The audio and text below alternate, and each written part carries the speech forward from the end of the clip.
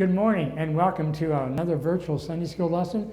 For those of you here in the sanctuary, we welcome you. Those at home, we welcome you. An interesting title that I took from one of the Bible scholars, an X-rated lesson. And we'll unpack that in just a minute. But before we do, let's pray. Father God, there's a lot in chapter 19 that we need to take a look at and apply to our lives. So be with the speaker, be with the audience, both here in the sanctuary and at home. That we might learn something to apply to our life. In Jesus' name, amen. I want to start off with just a little mechanical thing. Folks at home, if you watch the Sunday school lesson at home, and you've done this over the past, you know that there's also questions. So if you watch the Sunday school lesson, Paul has uploaded not only the lesson, but a series of questions. I want you folks here in the sanctuary at any point in the lesson, if you have a question, if you're confused, if I went too fast and didn't explain something, please, raise your hand and ask the question. And then what I will do is I will repeat the question for the folks at home. Asking questions is a critical way in learning. You folks who watch virtually, email me if you have a question or a comment. You didn't like it. You liked it. Too long, too short, whatever. That's feedback that I would enjoy. We're approaching lesson number 50. We're approaching virtual lesson number 50. So for me as your teacher, the feedback is important. But let's start with Joshua. Yeah, we're in Judges 19, but Joshua is going to say something to us from God that's important, that the tribe of Benjamin, last week was the tribe of Dan, this Sunday the tribe of Benjamin, forgot. Joshua chapter 1. After the death of Moses, the servant of the Lord said to Joshua, son of Nun, Moses' aide, Moses, my servant, is dead. Now then, you and all these people get ready to cross the Jordan River into the land I'm about to give to you, to the Israelites. I will give you every place where you set your foot, as I promised Moses. Your territory will extend from the desert to Lebanon, and from the great river, the Euphrates, and all the Hittite country to the Mediterranean Sea in the west. No one will be able to stand against you all the days of your life. As I was with Moses, so I'll be with you. I will never leave you nor forsake you. Be strong and courageous, because you're going to lead these people to inherit the land I swore to their ancestors, think Abraham, to give them. Dan did not follow that, nor did the tribe of Benjamin.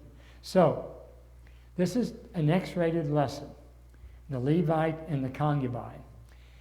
F.B. Meyer was a Baptist pastor back in England, late 1800s.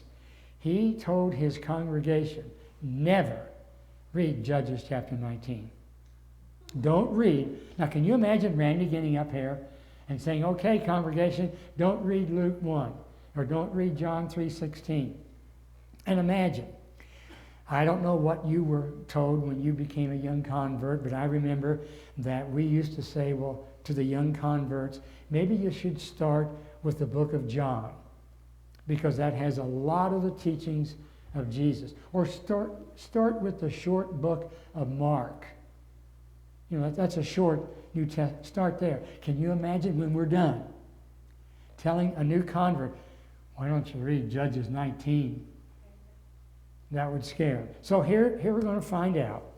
Israel had no king. And Tim Keller said they not only had no earthly king, they had no heavenly king. They've completely forgotten Joshua chapter 1. And they're worshiping idols. So we're going to read the first 10 chapters. Yeah, the first 10 chapters. The first 10 verses of chapter 19.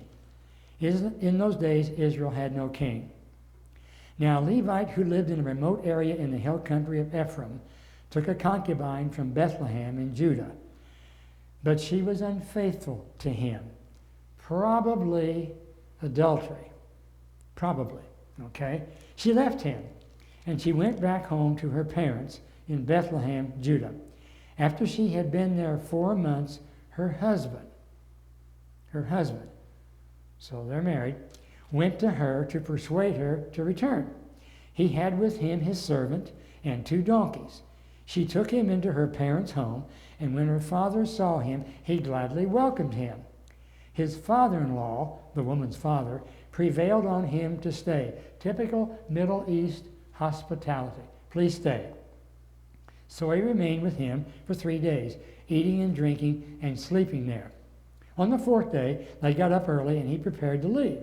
But the woman's father said to his son-in-law, "Refresh yourself with something to eat. Then you can go." So the 2 of them sat down to eat and drink together. They did a lot of eating and drinking back in those days, okay? Afterward, the woman's father said, "Please stay tonight and enjoy yourself." And when the man got to go up, his father-in-law persuaded him, so he stayed there 1 more night. On the morning of the 5th day, when he rose to go, the woman's father said, "Refresh yourself. Wait until afternoon." So the 2 of them ate lunch together. Then when the man with his concubine and his servant got up to leave, his father-in-law, the woman's father, said, "Now look, it's almost evening. Spend the night here. The day is nearly over. Stay and enjoy yourself. Early tomorrow morning, you can get up and be on your way home." But, didn't Randy talk about but in this morning's sermon? But, unwilling to stay another night, the man left and went toward Jebus, that is, Jerusalem, with his 2 saddled donkeys and his concubine. Now, he has a concubine. The Bible scholars, commentators that I used define concubine as follows. They were female servants. They could be a second-class wife, maybe a foreign prisoner of war. Get this one, a legal mistress, a legal partner. Concubines had very limited authority, probably no inheritance, and most likely, according to the Bible scholars, they were used for childbearing purposes. So, some examples. Genesis chapter 16. Abraham had a concubine. Her name was Hagar. Genesis chapter 30. Jacob had 2 concubines, Bilhah and Zilpah. 1 Chronicles chapter 2. Caleb had a concubine. Her name was Ephah. Saul, in 2 Samuel chapter 3, had Rizpah. David had 2 in 2 Samuel 5, but their names are not listed. And last but not least, in 1 Kings chapter 11, Solomon had a lot. He had hundreds. He had 700 wives and 300 concubines. Hey, I don't know about you folks at home. This is a tough audience. Okay? I'm going to give them Saturday morning school. Okay? So concubines were big. All right? But God's plan is Matthew 19. 1 man, 1 woman. 1 woman, 1 man. Matthew 19, verses 4 and 6. It says in verse 2, she was unfaithful. Probably adultery. Now, if that's true, here comes the 10 Commandments. Commandment number 7. Thou shalt not commit adultery. Now, according to the law of Moses, what was the penalty if you're caught in adultery? You were stoned. Now, Deuteronomy 22:22 says, you don't just stone the woman, you stone the man. But you see in John chapter 8, there's that classic story. The scribes and the Pharisees catch a woman in adultery. They're peeping Toms. Well, now, to commit adultery, it requires 2, right? It requires 2 people. They just catch her. They're trying to trap Jesus. So you recall what Jesus does. He gets on his knees, he writes something on the earth, and suddenly the people, they get up and leave. We have no idea what Jesus wrote. I'd like to think Jesus looked around and saw all those men standing beside him. And I'd like to think, the Bible doesn't say, he wrote their names. Ron, Stan, Jim, Larry, Tim, Fred. And all of a sudden they're thinking, he knows me, he knows me. And then I think maybe he might begin to write a few of their sins. The Bible doesn't say that. That's just the Ron Shepherd Revised Version. Point is, the death penalty was required for adultery of both the man and the woman. But let's take a look at photo number 1. Photo number 1. She's going to go home to her parents' house in Bethlehem. Now I want to ask you, based on those first 10 verses, do you think that this concubine is accepted by her parents, and in particular her father, with open arms? What do you think? I've got heads going both ways. Okay. No. Yes. Okay. That's what I love. It's variety. Okay. What we do know is she does go home and she'll stay with her dad and mom for 4 months. So here's my question, and this is tough. What would you do? What would you do if that had been your daughter, or if that would have been your son, and they come home and they say, Dad, Mom, I've done, and my husband, my wife, I've left him, I've left her. What would you do? What would you like to do? What would you hope you could do? That's a legitimate question I think Tim Keller asks that makes it relevant to us. So, you in the sanctuary, what's your answer? Put the marriage back together. Listen. Talk. Pray. Love. Okay. Well, here's what we do know. She's there 4 months. The Levite will travel. Now, we don't exactly know from whence to where. What we think, he traveled 30 miles, maybe 40 miles one way. So, here's a second photo question that I would like to ask. How long would you wait if this had happened to you or to a family member? How long would you wait to try and reclaim them, to restore them? The Levite is going to wait 4 months before he does anything. How long would you wait? As long as it takes, Paffy said. Till God fills its time. Till God moves you. Okay? How far would you travel? Halfway around the world? Depends on where you were. So if your family member lived in Bangkok, Thailand, it takes 24 hours to get there. I don't care whether you go east or whether you go west, you just cannot get from Atlanta to Bangkok in less than 24 hours. Would you travel 24 hours to meet a lost family member in hopes of reclaiming them? Yes, yes? Okay, okay. Well, Dad's going to practice Middle Eastern hospitality. One of the worst things that you could do in the Middle East at that time, and even today, was not open your house to strangers. Now, is Dad trying to save face? He takes his daughter back. She's a concubine. Is Dad saving face?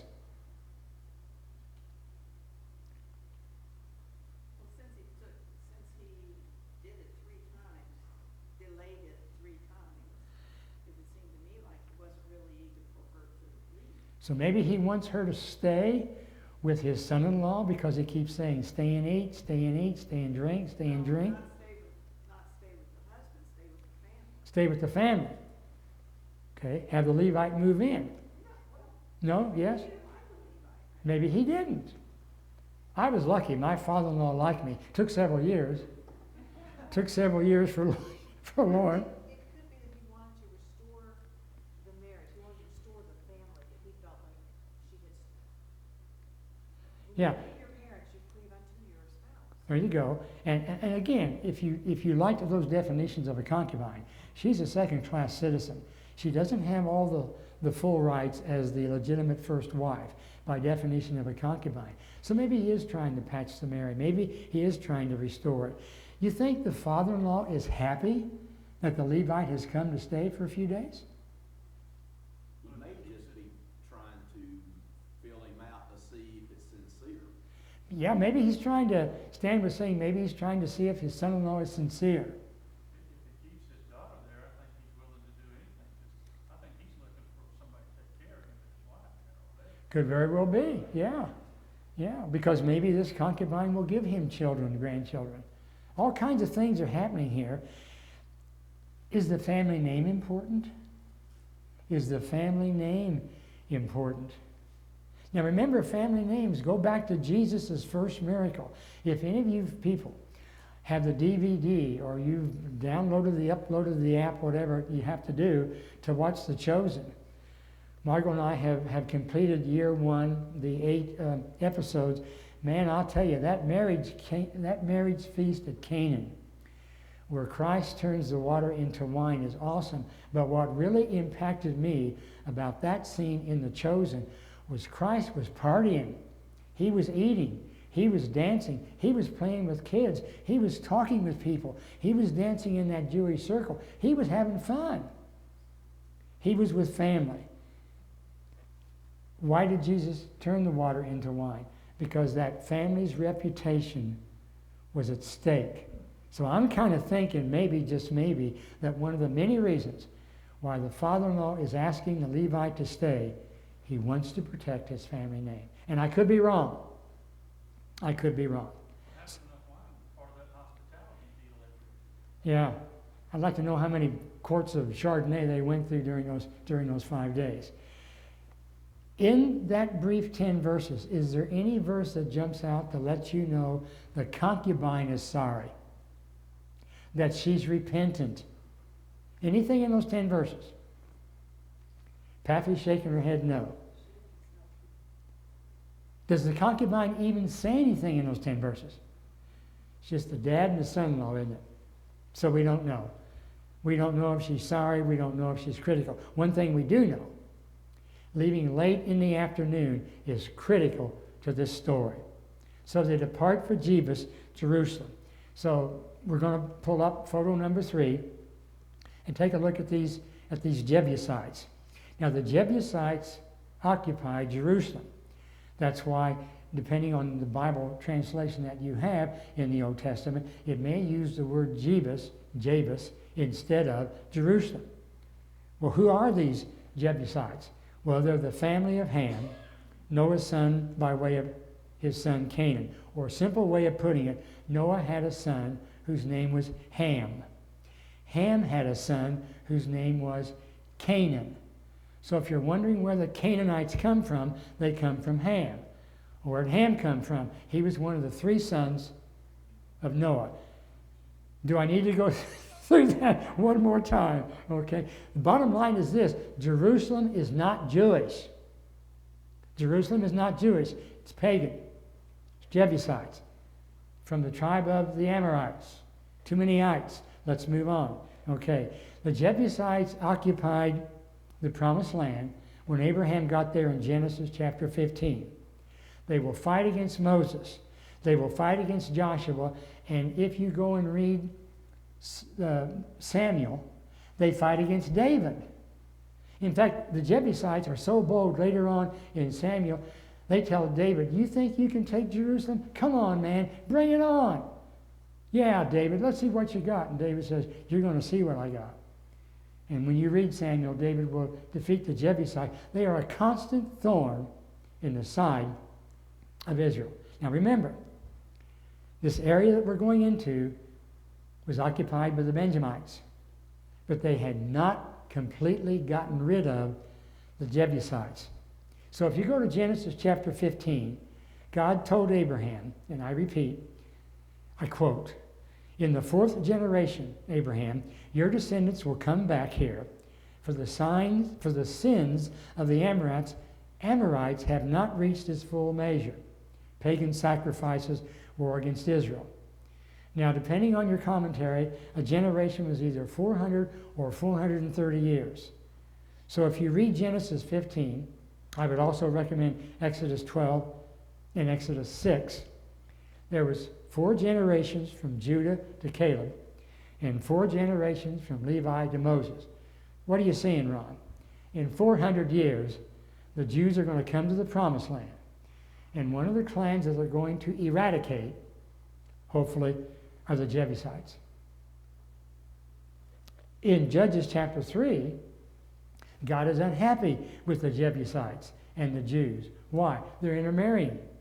They're intermarrying, contrary to what God had told him. Don't intermarry with these pagan customers. And we're in the 3rd chapter of Judges, and God is already upset with this. Well, let's continue our journey. We're going to pick up with verse 11. When they were near Jebus, Jerusalem, and the day was almost gone, the servant said to his master, "Come, let's stop at this city of the Jebusites and spend the night." His master replied, "No, we will not go into any city who are not Israelites. We'll go on to Gibeath." He added, "Come, let's try to reach Gibeath or Ramah and spend the night in one of those places." So they went on, and the sun set as they neared Gibeath in Benjamin. There they stopped to spend the night. They went and sat in the city square, but no one took them in for the night. No one took them in to the night. So they go to Gibeath. So we need to take a look. We need to take a look at the town of Gibeath. Okay? So you get some idea of the proximity of Gibeath and Jerusalem. So, thanks to my friend Terry Hampton, you see it there? There's Bethlehem. So there's Gibeath, or it has different pronunciations. Now remember, Bethlehem is south of Jerusalem.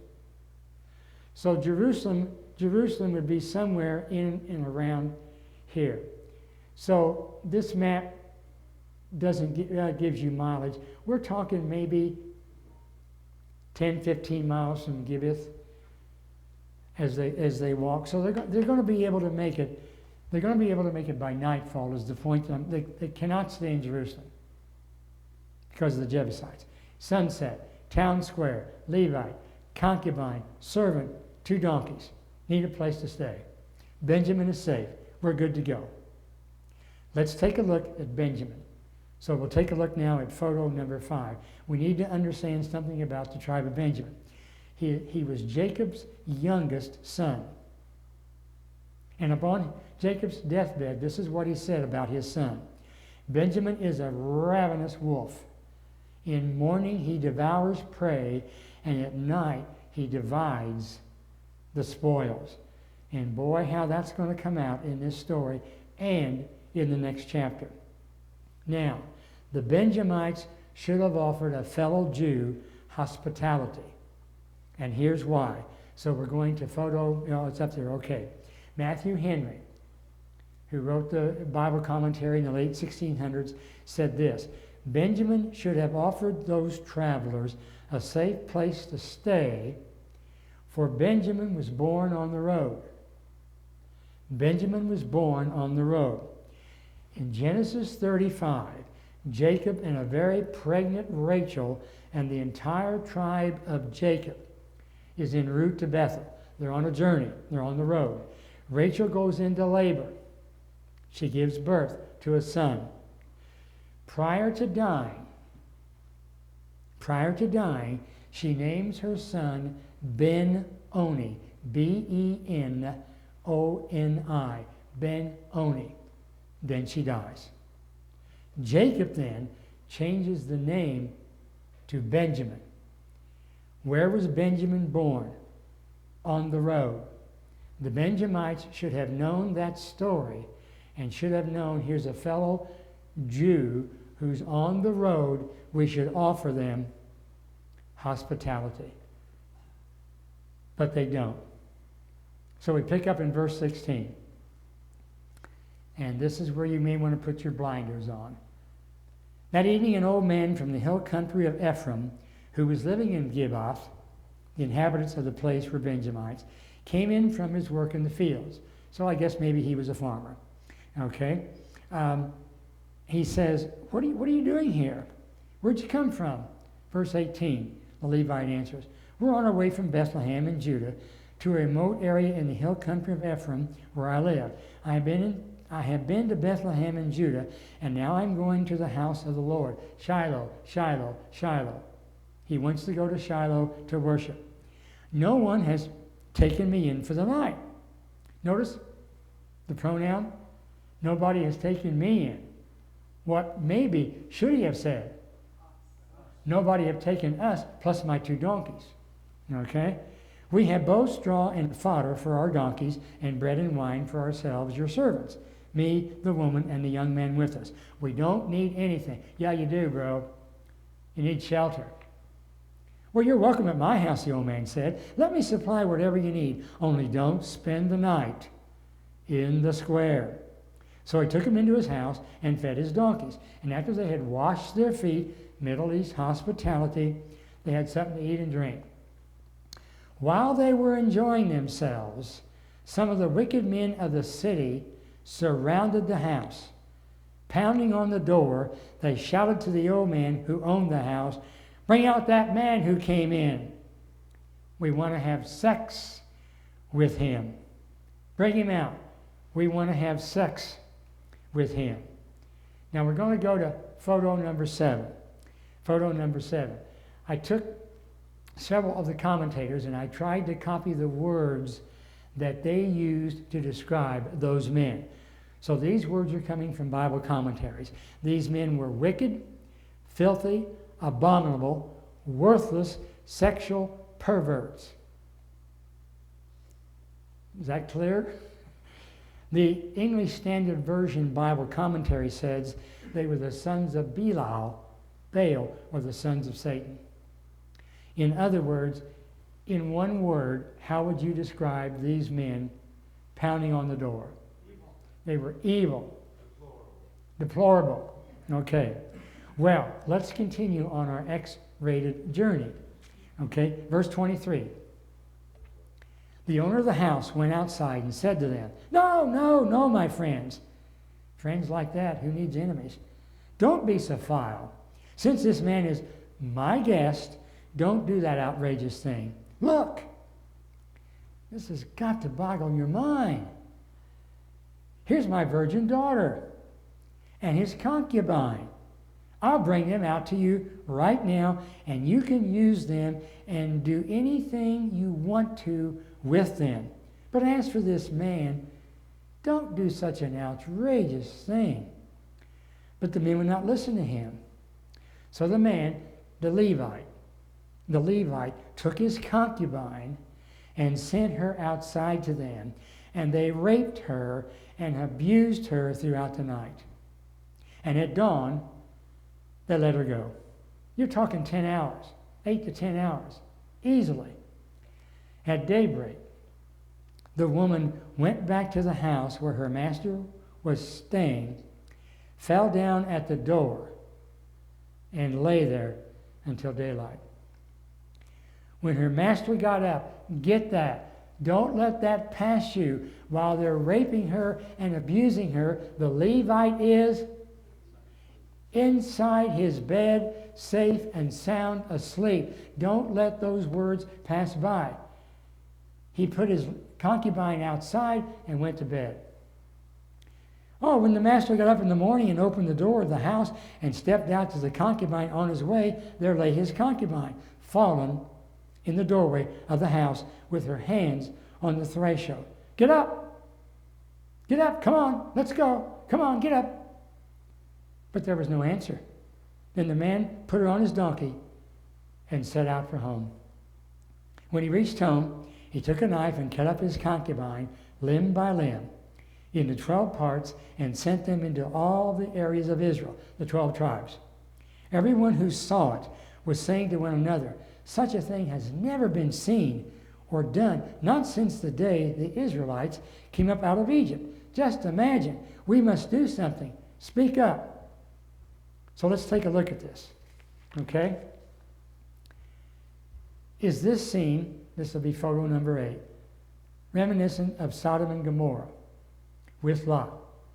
2 men go to Lot, Abraham's nephew. They're not just men, they're angels. And Lot's entertaining them. And do you recall what the men of Sodom did? What they wanted to do? They knocked on the door and said, "Bring out those men, we want to have sex with them." And then you'll recall what the angels did. They blinded the men. They told Lot and his wife, "Get out of town. And then what did God send to destroy Sodom and Gomorrah? You recall? Avenging angels and hailstorms to burn and destroy those two cities. Yeah, this is a repetition of Sodom and Gomorrah. Now here's the problem. Is this scene showing a conflict with social protocol, hospitality, I got to take care of this Levite, versus the sanctity of human life? Well, let's just cut to the chase. The virgin daughter and the concubine were females. Did females have any basic rights back then in the Old Testament? No. They were nothing more than property, real estate. Okay, that's all they were. So this man is putting hospitality before the lives of his daughter and the Levite's concubine. And you notice the only one he really sent out. He didn't send his daughter. He did not. He only sent the concubine. She's the only one that's going to go outside. And I'll bet you, Bible doesn't say this, but I'll bet you over there behind the kitchen cabinet was the servant. Thank you, Lord. Thank you, Lord. Remember, the men wanted to have sex with the man first, right? The servant is a male. I bet he's over there praying, thank God they didn't take me out there. Yes. Well, the homeowner was a male too. He was a male. How he went out there to talk to them, nothing happened. That's a great question. Several commentators raised this question. Why didn't the Levite, why didn't the owner of the house, and why didn't the male servant go out the front door, barricade the front door, and say, no, you can't come in? Why didn't they do that? Were they scared? Were they outnumbered? I don't know. The Bible doesn't say. It's just the concubine was offered as a sacrifice. So we're going to take a look at this picture. Okay? This is the picture of an artist's conception of what this might look like. There we think is the owner. There we think is the Levite. And there is the concubine.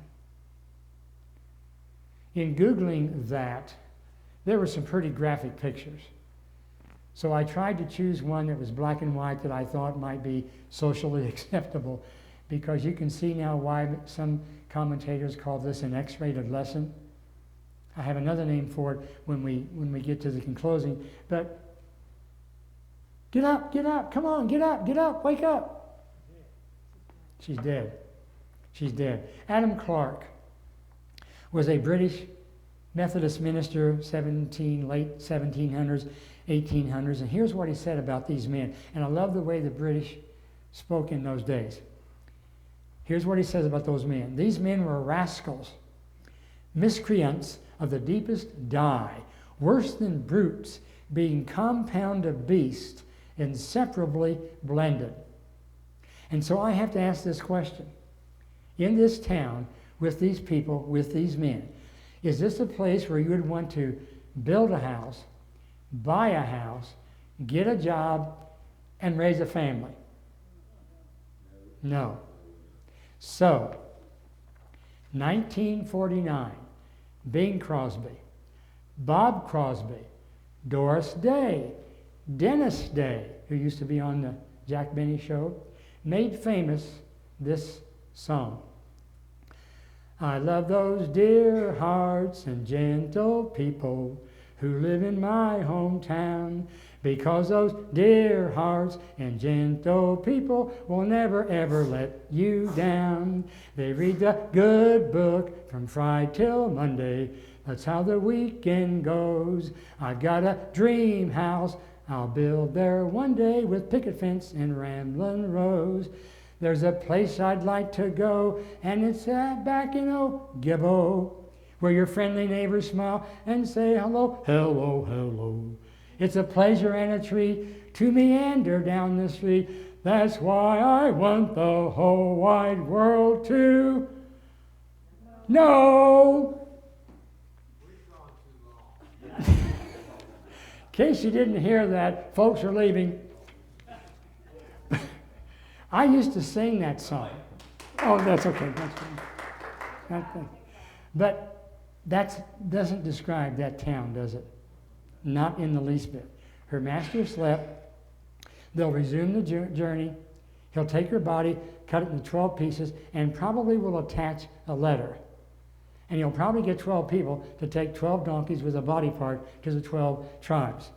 Now you think, my goodness, that's the only time that ever happened in the Bible. No, it's not. No, it's not. In 1 Samuel chapter 11, the Ammonites threaten a little town called Gilead. They're going to destroy it. And the leaders of Gilead come out and say, please, please, please, give us a few days to make a peace treaty. Okay, we'll give you 7 days. But if you can't make a peace treaty, we're going to come back and we're going to gouge out, 1 Samuel chapter 11, we're going to gouge out your right eyes. We're going to gouge out your right eyes. So you know what the people of Gilead do? They run to King Saul. He had just come in from the field with his oxen. They told him.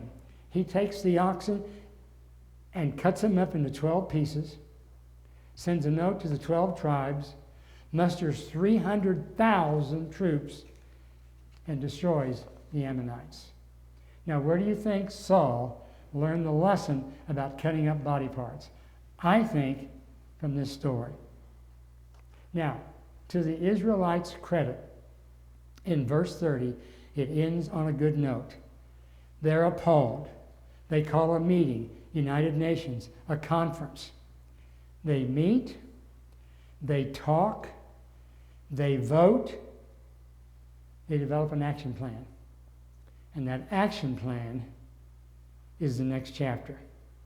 So I want to conclude with some takeaways, like we've been doing for the last couple of weeks. These are open-ended, and I really hope at some time you will answer these, and you're more than willing to answer them today. Number one, how deep can a person sink?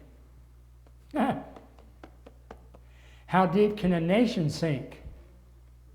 Last week it was the tribe of Dan. This Sunday it's the tribe of Benjamin. How deep can America sink? Pretty deep. When faith in God disintegrates, national unity disintegrates. That's Tim Keller. When God is left out of your life, society's life, a nation's life, you may be shocked at what you're capable of doing. Hitler, Stalin, Idi Amin. History goes on and on and on about what people do to people. Might this chapter be called, and this is from one of my Bible commentators, the sewer chapter? And if Israel had a king, would this story have had a different ending? Israel had no king. That's how it started out. Okay, if they'd had a king, would it have been a different story? But here, and we know from their pagan worship they had abandoned God. At least many of the people had. And by the way, we don't know how many of the people there in Gibeah would have followed those perverts. Okay? But here's how I want to end. My question is this: how deep can a nation sink? This is my closing. From 1835 to 1840, a young diplomat, ambassador, politician, author, Alexis de Tocqueville, wrote 4 volumes about the history of America. And here's what he said. Now listen carefully. How far can a nation sink? I sought for greatness and genius in America, in her commodious harbors, her ample rivers. It's not there. I sought for greatness and genius of America in her fertile fields and her boundless forests. Wasn't there. I sought for the greatness and genius of America in her rich mines and her vast world commerce. It wasn't there. I sought for the greatness and genius of America in her, now this hurts, in her public school systems and her institutions of higher learning. It wasn't there. I sought for the greatness and genius of America in her democratic Congress and her matchless federal Constitution. It was not there. Not until I went into the churches of America and I heard her pulpits aflame with righteousness did I understand the secret of America's genius and power. America is great because America is good. And if America ever ceases to be good, America will cease to be great. God, don't ever let us go down that road. I know we're only one. No, we're not. We're a church. We're a body. We're a Sunday school class. We're a life group. And where two or more are gathered together, you're there. So God, there are things that we can do. Randy talked about being on a mission. Well, maybe this is a mission. But God, do not let us go down the path that the tribe of Dan took and the tribe of Benjamin took, because it's going to be total chaos, confusion, and destruction. Please, God, keep us on the right road and the right traffic pattern. In Jesus' name, amen. Thank you, folks. Thank you very much. Yeah.